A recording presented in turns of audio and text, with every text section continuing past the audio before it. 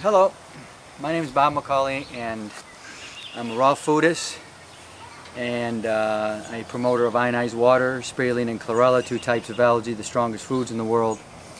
I promote extra minerals because that's the only minerals that are really healthy for the body. And I also promote probiotics, the friendly bacteria. You can also get that from fermented foods. And vigorous exercise. I'm a runner, I'm a Taekwondo instructor.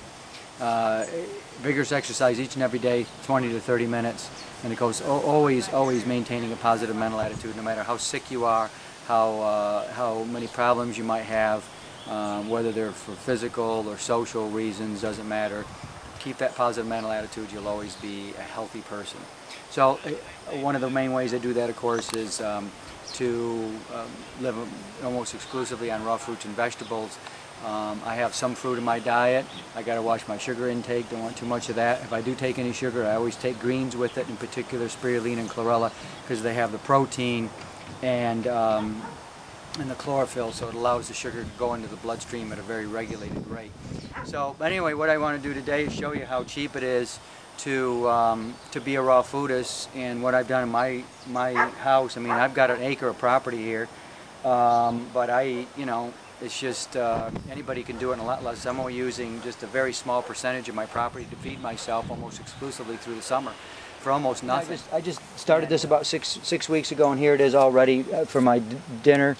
Mustard, it tastes just like what you would think. It is it's a mustard. There's different varieties that I use, but also in here, these are topping out. If you get close, see, that's begun to top out. That's going to turn into a flower. So some of these I'll let become flowers.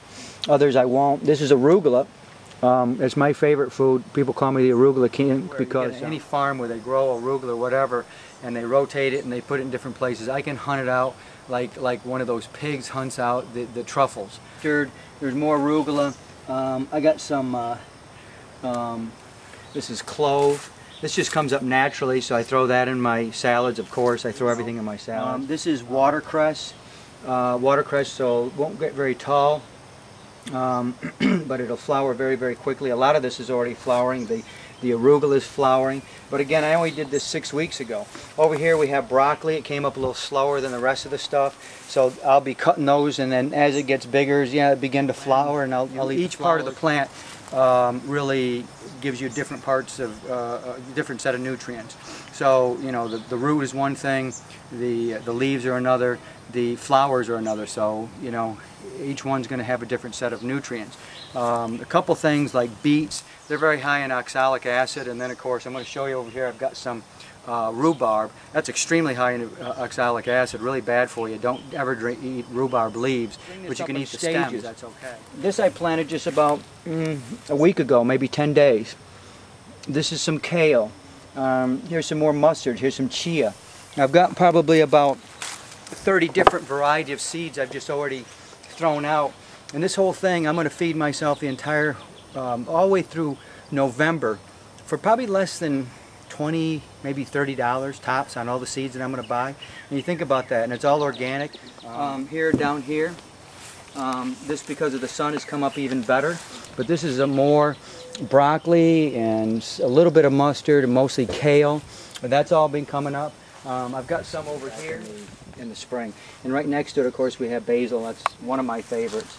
And this one came up from last year. See, I've got a lot of it that just seeds that were there, or they flowered. I let it go to flower and produce the seeds, and then I get organic seeds. And it's cost me a well here, so I'm really lucky. If you're not on a well, there's lots of solutions to water. I think a lot of people are scaring people about tap water. Not everybody in the country has the same kind of tap water, but I have a well. I'm actually 215 feet down here. I draw the water up and I filter it through a set of filters in my house, and then so the water is essentially free for me. I just got to. Now this I planted about a week ago and has just begun to come up. You can see a couple of sprouts. I've got about 10 different foods in here, all come up from seeds, the ones I've mentioned before: the onion, the garlic, the broccoli, cabbage, radish. I just soaked the seeds, and some of them began to sprout, and I threw them out. But I just throw them out, I spread them, and then I just cover them over lightly with dirt and make sure I've got a little bit of grass on top so it holds the water in. And that's just, and I tilled up the soil very well. I did use a little bit of organic fertilizer, but not very much, because I've been doing this 15 years here, so you know, a lot of nutrients. This is more kale. Now this I did a few weeks ago. This I did a few weeks ago. This one here, this came up from last year planting, so it'll get new generation. Arugula, for instance, is better later in the year. Planted like July, you'll get some huge arugula stalks. I mean, it's just amazing. And then of course you can take that, cut it up, put some apple cider vinegar in it, and then you know, you just have you know, wonderful tasting apple cider vinegar with all the nutrients of the arugula or the chia or whatever you do. And here's nasturtiums. This is one of my favorite plants. That's the round ones. They're going to produce all these colorful flowers. They taste like watercress. Really incredible. And this is the way I eat all year. This one here is French sorrel. Looking a little pale, but it'll green up in the sun here over the next week. And each one of these beds you see here is more seeds. You see broccoli seeds all spread through. You see cabbage seeds all spread through. Here's lettuce about halfway through this one. Beets is down on this one. Some other different types of lettuce. And I'm going to take that lettuce and I'm going to eat it very young. And but that lettuce, a lot of people say, well, it doesn't have any nutrition in it. Well, I always say that myself because it's so watery. I don't like lettuce.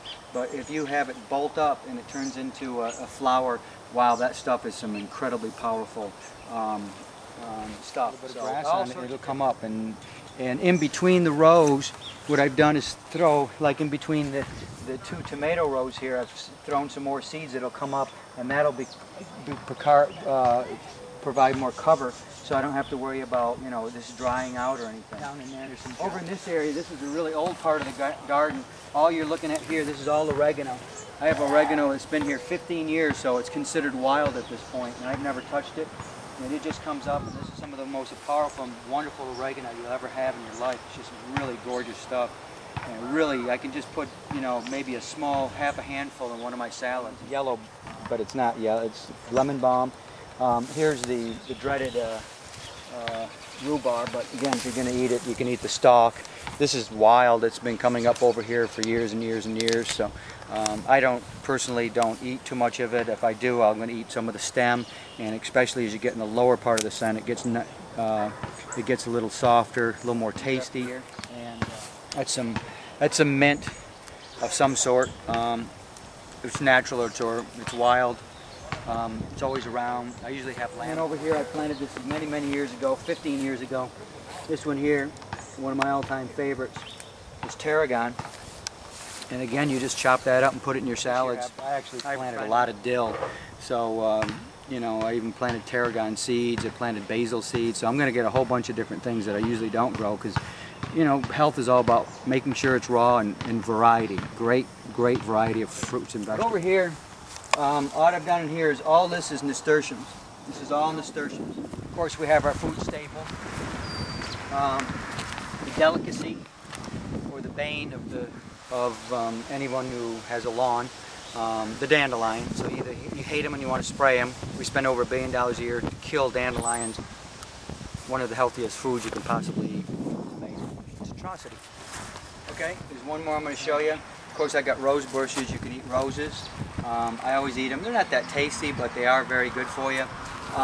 You know, what chemical nutrient? People ask me this. What chemical nutrient? What enzyme does a raw, you know, rose flower have? I don't know. It doesn't matter.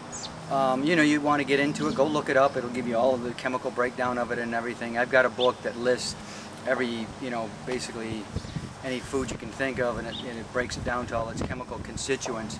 And you know, it's interesting to look at. But so what are you going to do with that? Your body knows what to do with the food when a raw food, when you put it into your body. A cooked foods, it doesn't know what to do with it, so it just passes it. There's hardly any nutrients there. But a raw food, all these chemical substances and enzymes and everything are just the body knows exactly what to do. Last but not